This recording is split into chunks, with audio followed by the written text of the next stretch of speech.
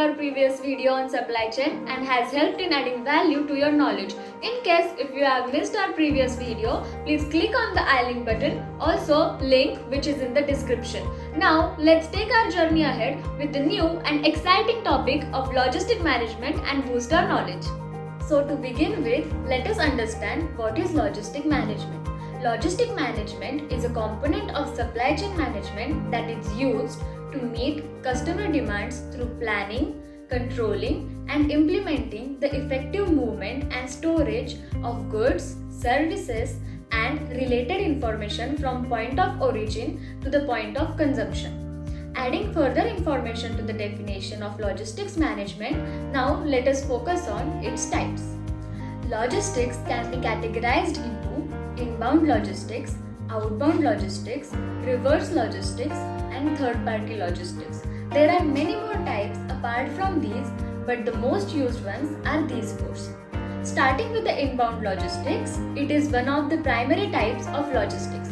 Basically, inbound logistics means transportation, storage, and receiving of the incoming resources that you require to manufacture a product. On the other hand, outbound logistics is a process of delivering the product to the customer on the committed time. Customer satisfaction is the main objective, and the company takes care of that product reaches the customer safely at minimum cost. To get a clear idea about the concept of inbound and outbound logistics, let us understand with an example. If the company is dealing in a footwear, then inbound logistics here will be the rubber for the shoes, the thread to be used for knitting the shoes, etc.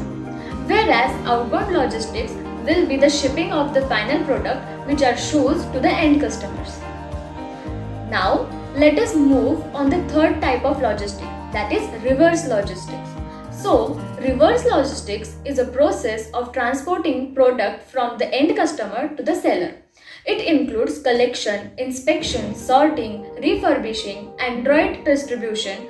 The company picks up the product from the end customer, so the process of reaching the product from the customer side to the company is reverse logistics.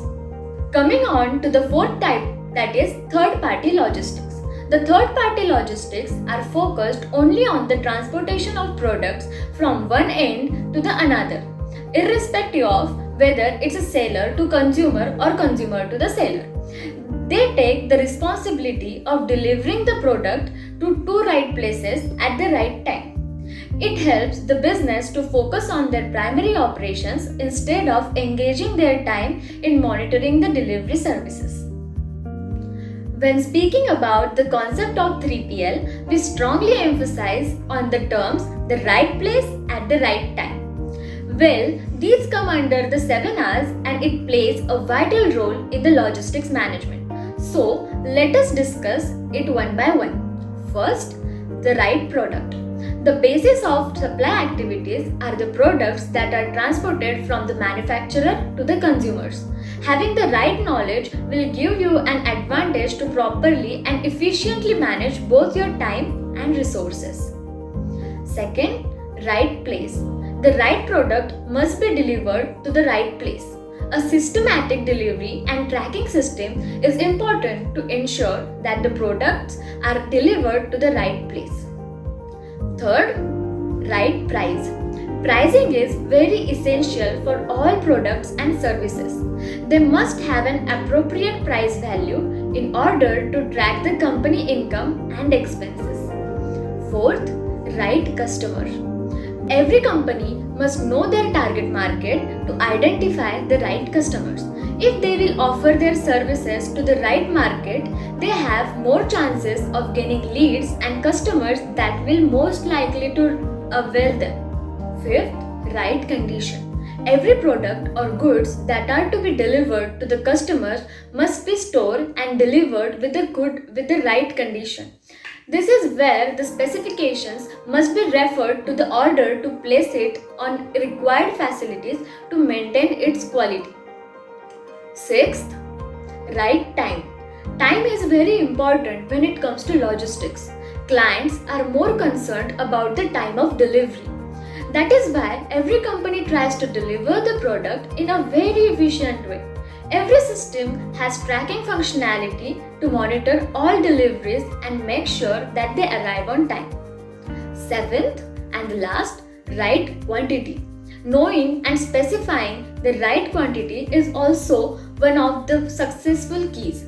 Since most of the providers and third party companies that relies on their services must be careful in sending the right amount and quantity of goods to be delivered.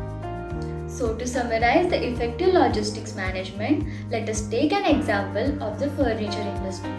In the furniture industry, the logistics part starts when suppliers extract raw wood with proper handling and are transported to the manufacturers through the giant trucks as per the quantity and time limit given by the manufacturer.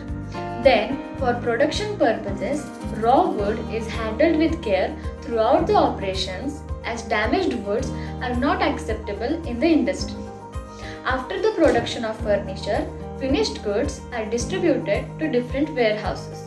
Effective logistics management always suggests disassembling the furniture to avoid damage, save space, and transportation cost.